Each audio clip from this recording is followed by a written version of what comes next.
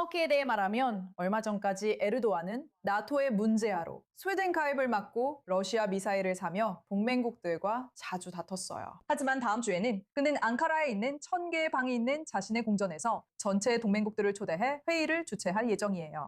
그리고 도널드 트럼프는 자신이 참석하는 유일한 이유가 에르도안 개인에 대한 존중 때문이라고 말했어요. 제대로 들으신 거예요. 그렇다면 우리가 어떻게 여기까지 오게 된 걸까요? 이제 어떤 사람들은 이게 단순하다고 말할 거예요. 미국이 자금 지원을 줄이고 있고 유럽은 당황하고 있으며 터키가 그 틈을 메우고 있다고요.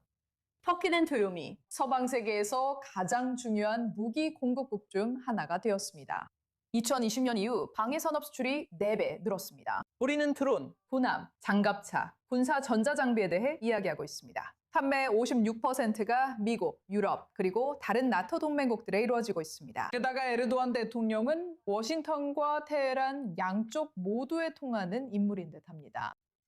그래서 지금 저희와 함께하는 분은 텔아비브 대학교 모셰 다얀 센터의 터키 전문가인 에이탄 코헨 야나로작 박사님입니다. 본인도 터키인입니다. 감사합니다. 이렇게 초대해 주셔서 정말 감사합니다. 물론이죠. 이 이야기를 해봅시다. 좋아요. 터키가 나토 전역에 무기를 판매하고 동맹 정상회의를 주최하고 이란의 탄도미사일을 저지하며 어느 정도 워싱턴과 테헤란 사이에서 중재 역할을 하고 있습니다. 에르도안 대통령이 정말로 터키를 미국이 남기고 가는 공백을 메우는 위치에 두려고 하는 건가요? 글쎄요, 그가 역사적인 기회를 확실히 잡고 있다고 말할 수 있습니다. 미국이 나토를 주도하고 이끌던 자리에서 물러나고 있는 동안 터키가 이제 그 공백을 메우고 있습니다. 당신도 언급하셨듯이, 그리고 잘 아시다시피 터키의 제조 및 생산 체인은 매우 잘 알려져 있습니다. 그리고 그들은 제품을 생산할 뿐만 아니라 서방뿐만 아니라 아프리카와 여러 다른 지역에도 제품을 수출하고 있습니다. 그래서 동쪽에서 유럽으로 다가오는 이 도전, 즉 러시아의 도전이 있고 우리는 또한 이란 문제도 보고 있습니다. 그래서 터키가 여기서 매우 중요한 역할을 하는 것으로 보입니다. 동시에 아시다시피 터키는 그들에게 무인 항공기, 장갑차, 그리고 유럽이 절실히 필요로 하는 다른 제품들을 제공하고 있습니다. 그리고 한편으로는 같은 터키가 유럽 자체의 안보 문제를 야기하고 있기도 합니다.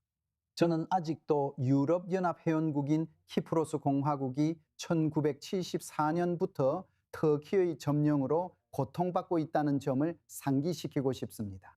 그리고 그 외에도 그리스와 터키 사이에는 에게해를 둘러싼 몇 가지 이견이 있습니다. 그리고 말할 필요도 없이 이스라엘은 서방, 특히 미국의 매우 중요한 동맹국입니다. 그리고 안타깝게도 우리는 예루살렘과 앙카라 사이의 관계가 계속 악화되고 있다는 소식을 듣고 있습니다. 맞아요. 그리고 이것은 아시다시피 안타깝게도 매우 문제가 되는 일입니다. 한편으로는 서방이 정말로 터키를 필요로 하는 모습을 볼 수 있지만 다른 한편으로는 같은 터키가 같은 서방에 많은 문제를 일으키고 있습니다. 이것은 결국 이스라엘 문제로 이어집니다. 현재 상황이 매우 불편한 것은 분명합니다. 방금 말씀하신 것처럼 터키는 서방에 더 강력하고 더 중요하며 더 없어서는 안 될 존재가 되고 있습니다. 시오니즘을 집단 학살적이라고 규정한 남자가 이끄는 나라입니다. 그는 최근 몇 주간 이스라엘 국가 파괴를 계속 촉구했습니다. 당신이 보기에 더 강력해진 에르도안이 이 시점에서 이스라엘을 근본적으로 덜 안전하게 만든다고 생각하시나요? 저는 에르도안이 2024년 했던 매우 중요한 발언을 언급하고 싶습니다. 그는 우리가 나고르노 카라바흐, 리비아에서처럼 이스라엘을 상대로도 행동할 수 있다고 말했다. 그가 나고르노 카라바흐에서 했던 일과 리비아에서 했던 일은 리비아에서는 국민 화합 정부를 무장시켰고 아르메니아에 맞서 아제르바이잔을 무장시킨 것이었습니다. 간단히 말해서 결론적으로 터키는 이스라엘의 적대 세력을 무장시킬 수도 있다고 생각합니다. 하지만 적어도 단기적으로는 터키가 이스라엘과 직접적으로 대립할 것 같지는 않습니다. 하지만 실제로 터키는 이란과 비교했을 때 훨씬 더 복잡한 행위자입니다. 터키는 나토 회원국으로서의 역량과 공군, 해군을 보유하고 있고 이란과 비교했을 때 훨씬 더 현대화되어 있습니다. 맞아요. 정말로 터키와 적이 되고 싶지 않을 거예요. 그리고 솔직히 말씀드리자면 이스라엘은 그런 의도가 전혀 없습니다. 불행하게도 터키 내무장관이 자신이 예루살렘의 다음 주지사가 되고 싶다고 말할 때 이런 긴장이 터키 측에서 고조되고 있는 것을 보고 있습니다. 그래서 당연히 이것은 예루살렘의 경종을 울리고 있고 이스라엘의 의사결정자들이 신중하게 행동하는 것을 아무도 비난할 수 없습니다. 그러니까 이스라엘 총리는 지금 이 상황을 심각하게 받아들이고 있습니다. 아시다시피 이스라엘은 그런 위협을 받으면 항상 그런 종류의 위협을 심각하게 받아들입니다. 루스 씨, 당신도 이 대화에 꼭 참여해야 해요. 트럼프와 에르도안 사이에 무슨 일이 있는지 이야기해야 하니까요. 트럼프는 에르도안 앞에서 F-35 전투기를 미끼로 내세우며 에르도안을 좋은 친구라 칭찬하고 나토 정상회담 참석도 그 덕번이라고 밝혔습니다. 에르도안이 실제로 이 전략에서 성공하고 있는 건가요? 에르도안은 그 대가로 무엇을 원하고 왜 트럼프는 에르도안과 그렇게 가까운가요? 저희에게 자세히 설명해 주세요. 그럼 왜 트럼프가 에르도안과 가까운지요? 저는 그 이유를 알지 못합니다. 혹시 아신다면 정말 듣고 싶습니다. 하실 수 있죠. 정말 듣고 싶지만 저는 정말로 그냥 한마디만 하고 싶어요. 저는 이란 이슬람 공화국과 그 수많은 대리 세력들, 후티, 헤즈볼라, 하마스, 이슬람 지하드 등등에 대해서는 이제 한동안 훨씬 덜 걱정하고 있습니다. 그들이 위협이 아니라는 것도 아니고 완전히 진압됐다는 것도 아닙니다. 저는 매우 걱정하고 있고 이건 한두 달이나 한두 해의 일이 아닙니다. 에르도안과 그의 정권이 아주 노골적으로 내세운 매우 명확한 목표, 즉 터키가 주도하는 전 세계 샤리아 기반의 칼리프 국가를 만드는 것에 대해 걱정하고 있습니다. 그리고 에르도안 자신이나 그와 비슷한 인물들이 그렇습니다. 그는 이슬람 형제단의 창립자 중 한 명의 이념에 의해 성장하고 그 이념의 영향을 깊이 받은 지도자입니다. 그래서 이스라엘의 적들에게 먹을 것을 대고 훈련시키고 자금을 지원하는 것이죠. 하마스, 이슬람 지하드, 그리고 다른 단체들, 헤즈볼라, 비록 그들이 시아파일지라도 졸라니 등등입니다. 당신이 말한 것처럼 나고르노 카라바흐, 아프리카 등에서의 전쟁은 말할 것도 없습니다. 수단도 그중 하나입니다. 그는 전 세계 분쟁에 깊이 관여하고 있으며 매우 분명한 목표를 가지고 있습니다.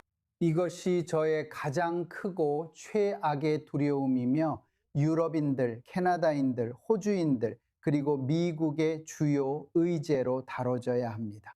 트럼프는 우리와 같은 정보, 어쩌면 더 많은 정보를 가지고 있다는 점을 이해하고 있을까요? 그는 무시하고 있습니다. 그리고 이 점에 있어서 허락해 주신다면 당신의 질문에 답변 드리고 싶습니다.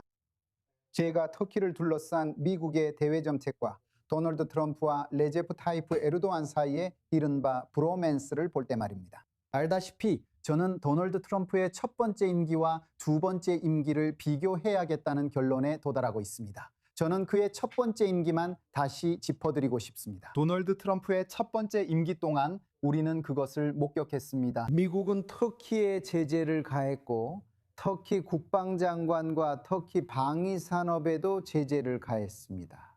터키 내무장관도 마찬가지였습니다. 알다시피 그것은 참담한 관계였고 거기서 끝났습니다. 그리고 제가 두 번째 임기를 바라볼 때 완전히 다른 이야기입니다. 왜냐하면 터키가 제1차 세계대전 이후 처음으로 시리아에 진입했기 때문입니다. 그리고 제가 미국 역사를 볼 때 미국인들은 그들의 역사상 단 한 번도 시리아에 진입한 적이 없습니다. 1918년 제1차 세계대전이 끝났을 때 프랑스가 그곳에 들어왔고 그 다음에는 소련, 러시아, 그리고 이란이 들어왔습니다.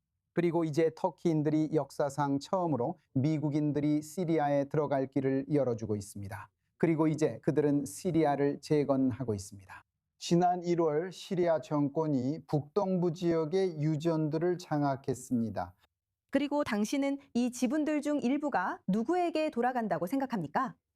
네, 바로 미국인들에게 돌아갑니다. 그리고 아시다시피 이런 비교를 할 때 그 부도는 아주 분명하다고 생각합니다.